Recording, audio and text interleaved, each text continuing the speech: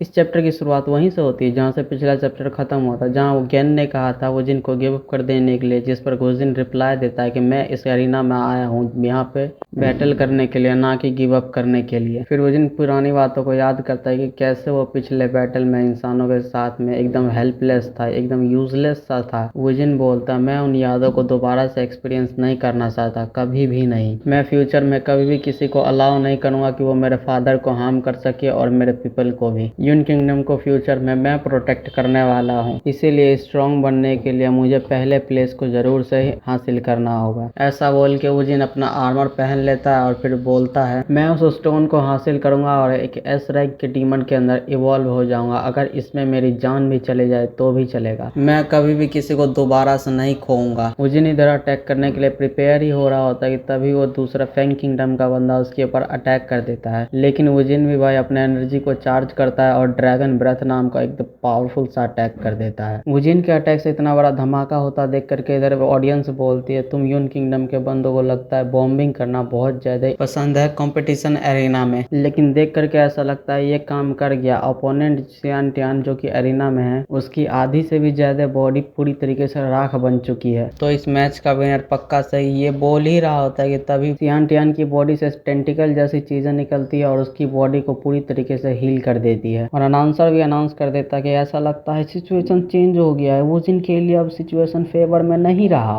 और भाई उस अटैक को करने के लिए वुजिन ने अपनी शरीर की पूरी एनर्जी को खत्म कर दिया था, इसलिए वो अभी एग्जॉस्टेड भी हो चुका है। इधर ज्ञान वुजिन की ये हालत देख करके बोलता है ये ठीक नहीं है। फिर ये बंदा सियान टियान पूरी तरीके से हील होने के बाद वुजिन की टेक्निक को कॉपी करते हुए अपने हाथों को ऊपर करता है और वुजिन की अटैक को कॉपी करते हुए डीमन किंग ड्रैगन ब्रीथ से अटैक कर देता है। और भाई वो अटैक वुजिन को लगता है और वुजिन बहुत ज्यादा ही घायल हो जाता है। वुजिन को अटैक लगता है देख करके वो सारे बंदों के आंखों में आंसू आ जाते हैं जितने भी यून किंगडम के होते हैं। इसी के साथ विनर का अनाउंस हो जाता है जो कि है सियान टियान फैंग किंगडम का। फिर मैच के खत्म हो जाने के बाद गैन लिन और ये सुनो किंगडम की प्रिंसेस आती है और ये प्रिंसेस गैन को अपने बाहों में भरते हुए बोलती है ब्रदर वुजिन आप ठीक तो हो क्या, आप मर तो नहीं जाओगे। प्रिंसेस की बात सुनकर ज्ञान बोलता है फॉर्चुनेटली एन मौके पे इसके इंस्टिक्ट की वजह से इसने क्रिटिकल हिट को तो अवॉइड कर लिया, लेकिन इसके ऊपर बहुत सारी सेवरल इंजरीज आई है और अभी के लिए यह अनकॉन्शियस है, तो जल्दी से इसे मेडिकल रूम लेके जाओ। फिर ज्ञान उनको वहां से भेजने के बाद सियान टियान की तरफ देखते हुए बोलता है कि ये कॉन्टेस्टेंट जो कि फैंग किंगडम से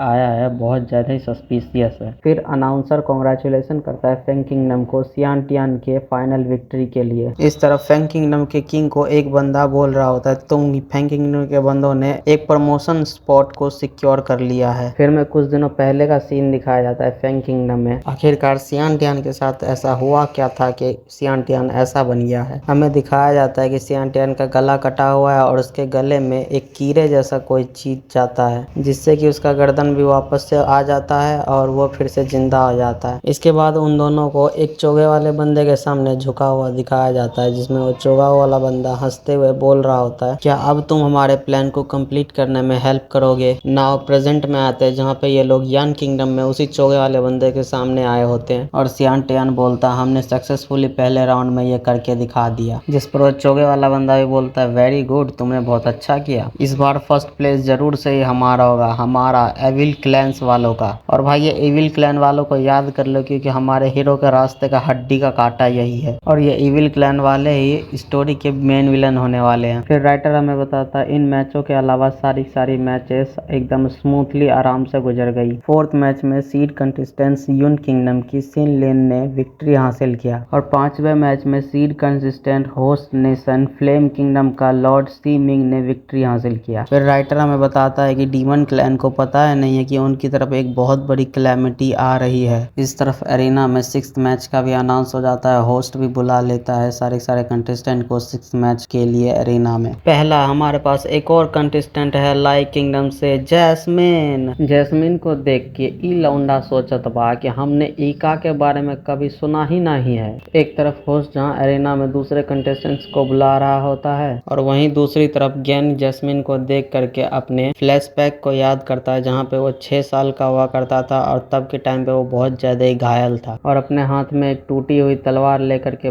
चिल्ला रहा था कि मेरे पास मत आना। फिर हमें छोटी सी प्यारी सी नन्ही सी लोली को दिखाया जाता है जो कि एकदम प्यार से बोल रही होती है मुझसे मत डरो, हम कोई बुरे पीपल नहीं है। फिर जैस्मिन अपने एमसी का मल्लम पट्टी करती है और एक ओढ़ना उड़ा करके बोलती है, जैसे कि तुमने कहा तुम्हें कुछ भी याद नहीं है। फिर हमारा एमसी बोलता है, मुझे नहीं पता मैं यहाँ पे कैसे आया, मुझे ये भी याद नहीं है कि मैं कहाँ रहा करता था, मुझे बस इतना पता है कि मेरा नाम सी हा फेंग लाव है। फिर हमारा एमसी जैस्मिन के बारे में पूछते बोलता है, तुम्हारे बारे में क्या, तुम इस वॉर वाले एरिया में कर क्या रही हो और तुम्हारा नाम क्या है। जिस पर जैस्मिन घबराते हुए बोलती है, मैं तो बस यहाँ पे थोड़ा सा वॉक करने के लिए आई थी और मेरा नाम जैस्मिन है। तभी जैस्मिन का गार्ड उसके रियल नाम प्रिंसेस हाओलिंगा करके बोलता है कि हमें वापस चलना चाहिए, आपकी मदर कैपिटल वापस आ गई होगी। अपने गार्ड की वार्निंग को सुनने के बाद भी ये अपने गार्ड को ही शांत करवाते हुए बोलते, क्या हम इस बात पे एग्री नहीं हुए थे कि अगली बार हम एकदम शांति से बाहर जाएंगे। फिर हमें 6 साल बाद का सीन दिखाया जाता है जहाँ पे हाओलिंगा भी 12 साल की हो गई होती है और ये फिर से दीवार टाप के भाग रही होती है। इस बार अपने एमसी के साथ भाग रही होती है और बोल रही होती है, इस बार हम जरूर सही टाइम पे सेलिब्रेशन में पहुंचेंगे और किसी के द्वारा पकड़े नहीं जाएंगे। और अपना एमसी भी भाई इसके प्यार में पागल, ये एकदम प्यार से उसका हाथ पकड़ता है और बोलता है, ये दीवार थोड़ी सी ऊंची है इसलिए मैं तुम्हारी हेल्प करता हूँ बाहर आने में। भाई देख रहे हो अपना लौंडा कितना ज्यादा शर्मा रहा है, इसको तो भाई इसके बचपन में अपना प्यार, अपना जिस्म जान सब कुछ मिल गया और भाई हम